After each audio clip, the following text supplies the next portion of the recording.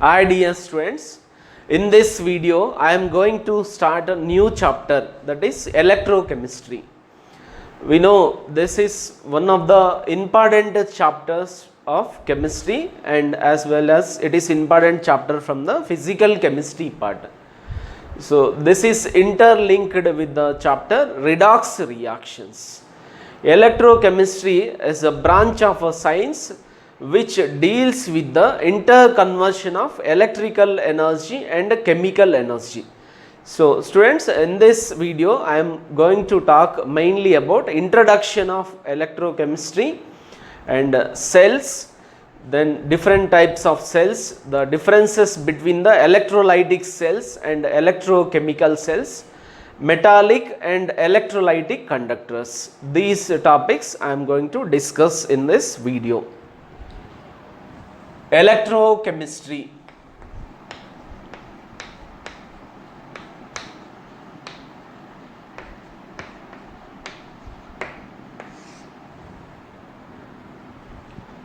Electrochemistry is a branch of chemistry. Electrochemistry is a branch of chemistry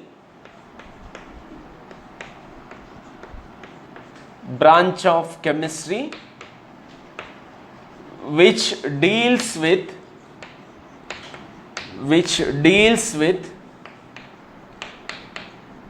interconversion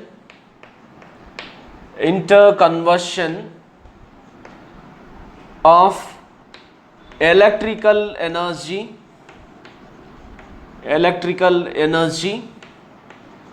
and chemical energy. So this chapter will deals with the interconversion of electrical energy and chemical energy, the reactions in which electron transfer will takes place from the one reactant to the other reactant. Those reactions are important here. Those are known as redox reactions. That's why both the chapters are interlinked with each other. So first time in the year 1800, two scientists, his name is Nicholson and Corliss. Two scientists has done the electrolysis of water. A chemical reaction, non-spontaneous chemical reaction can be carried out by using electricity, and they are able to produce hydrogen gas and oxygen gas. And this has been proceeded by next scientist is Humphrey Davy. Humphrey Davy has done the electrolysis of sodium hydroxide and potassium hydroxide, molten in the liquid state, molten sodium hydroxide, potassium hydroxide. Davy has done the electrolysis of molten sodium hydroxide and potassium hydroxide, is able to produce the elemental sodium and elemental potassium for the first time. Then up to that people were thought that these cannot be decomposed into the smaller atoms, right? Electrolysis of sodium hydroxide, potassium hydroxide, which is done by Humphrey Davy. Then Davy's assistant is a Michael Faraday.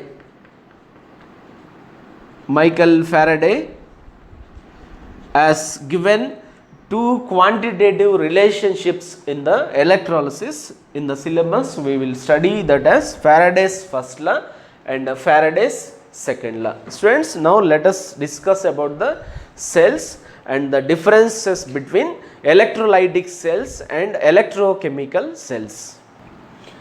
Students, cells are the devices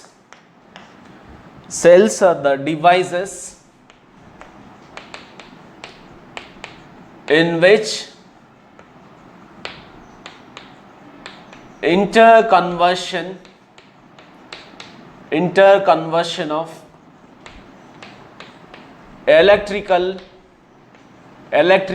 energy and chemical energy takes place. Chemical energy takes place. Students, cells can be classified into two types. Directly straight away we will take the differences between the two types of cells, that is electrolytic cells. Electrolytic cells. Other one is electrochemical cells. Electrochemical cells, which also known as galvanic or voltaic cells. Voltaic cells. Straight away we are taking the differences between the electrolytic cells and electrochemical cells. First one, in the electrolytic cells, electrical energy is converted into chemical energy. On the other hand, for this electrochemical cells, it is reverse. Chemical energy is converted into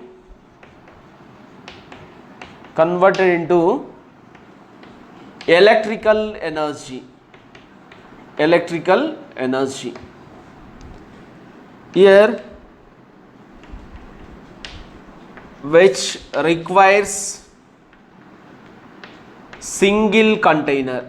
Only one tank is required for this electrolytic cells. Needs two containers.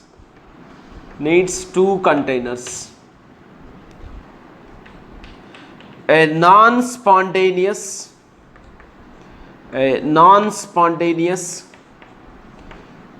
chemical reaction is carried out by using electricity. Students, a reaction which does not occur by its own, that is called as a non-spontaneous reaction. For example, decomposition of water does not occur by its own, then it is carried out by using electricity, electrolysis process. A non-spontaneous chemical reaction is carried out by using electrical energy or electricity. On the other hand, for the electrochemical cells, due to a spontaneous chemical reaction, electricity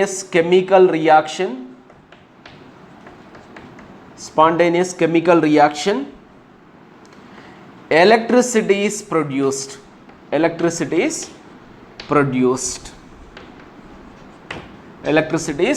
Students, here a non-spontaneous chemical reaction is carried out by using electricity. But on this, for this electrochemical cells, due to a spontaneous chemical reaction, a chemical reaction which occurs by its own, so in which electron transfer will takes place from the one reactant to the other, those we can call it as a redox reactions. By using a spontaneous redox reactions, electricity is produced. Okay, we will continue our discussion with some more points are there. Fourth difference is between electrolytic cells and electrochemical cells. Oxidation occurs at anode. Reduction occurs at cathode.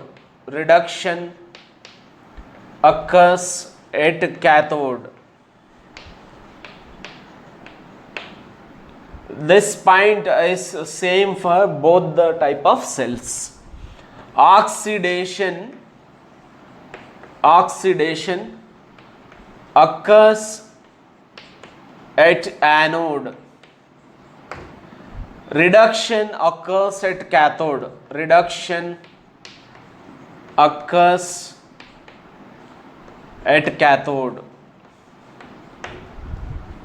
Students, in the electrolytic cell,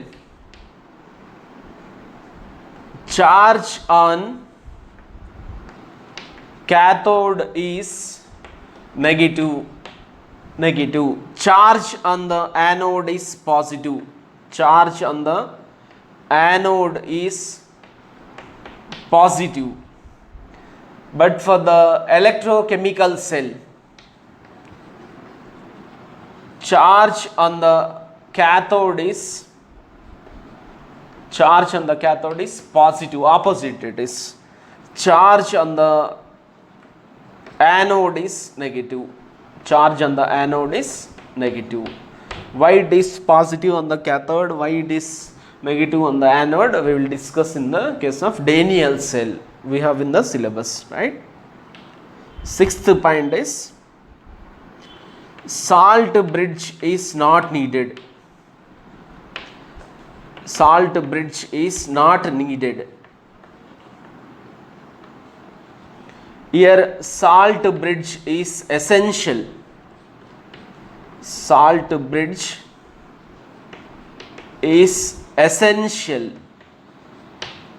It is necessary, otherwise there is no reaction will occur. Salt bridge is compulsory for the electrochemical cell. Salt bridge is not needed for the electrolytic cell. Oxidation and reduction occurs in the same container. But here oxidation occurs in one container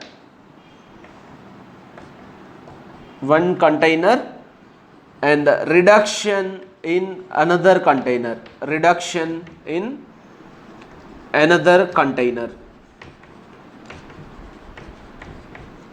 Students, these are the differences between electrolytic and electrochemical cells. We will continue our discussion with the next topic, that is metallic and electrolytic conductors. Dear students, next topic is metallic and electrolytic conductors. Metallic and electrolytic conductors.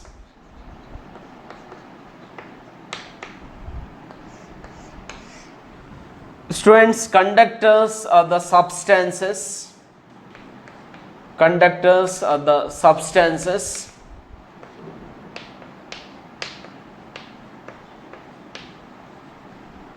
Which allow electric current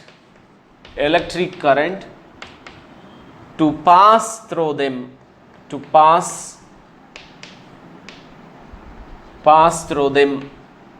are known as conductors. Conductors are divided into two types. One is metallic conductors, other one is electrolytic conductors. Metallic conductors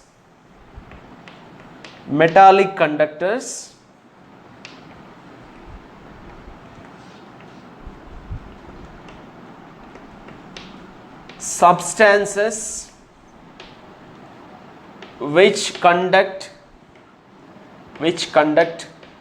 electricity due to free electrons and positively charged kernels.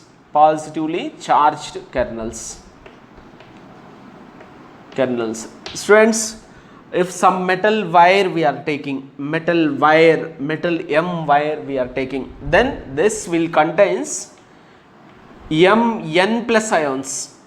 Metal has a natural tendency of losing electrons. When we are taking small metal wire, it will contains metal cations, which we are calling it as a kernels, and with the sea of electrons. Many electrons are present in this. Because of free movement of electrons, metals are good conductors of electricity.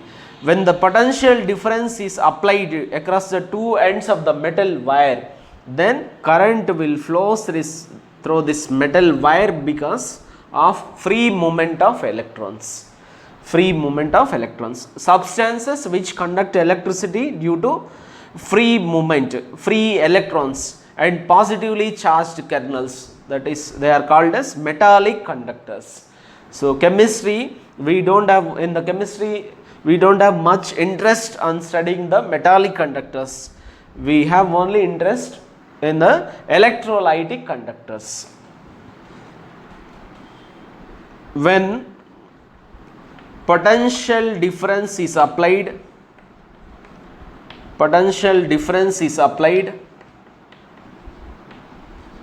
across the two ends,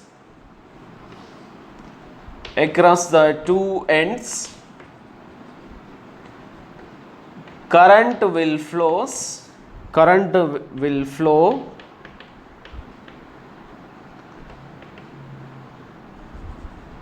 without any chemical change, without any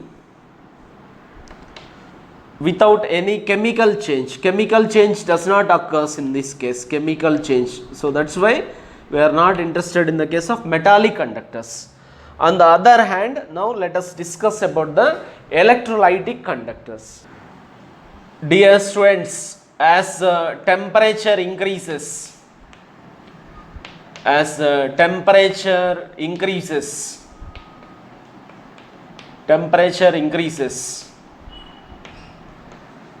vibration of kernels increases,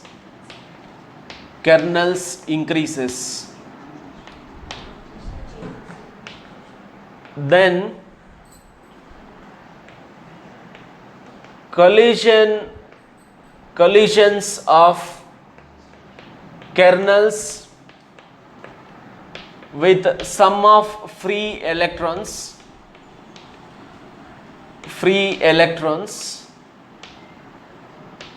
causes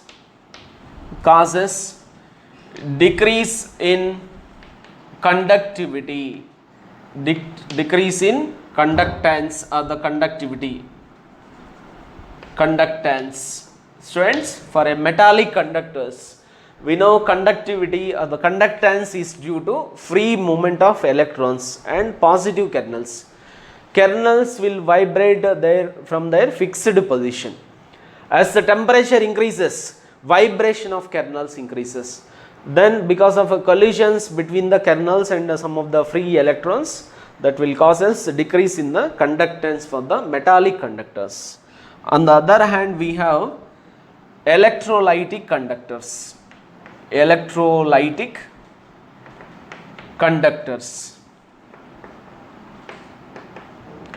Substances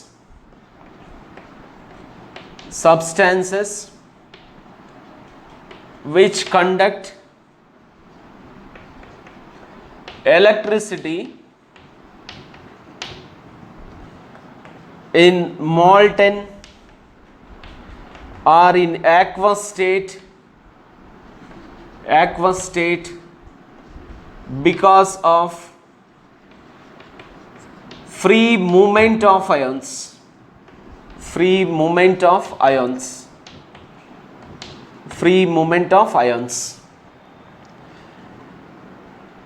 The substances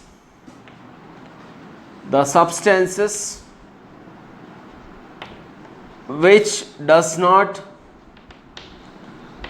ionize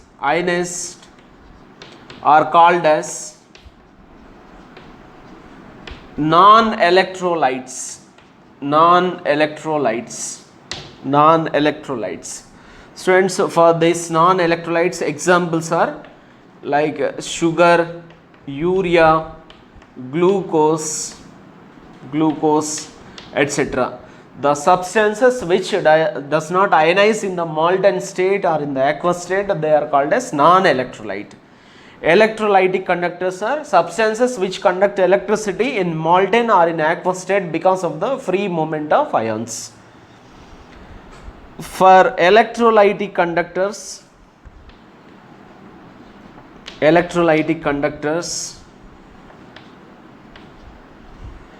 as the temperature increases,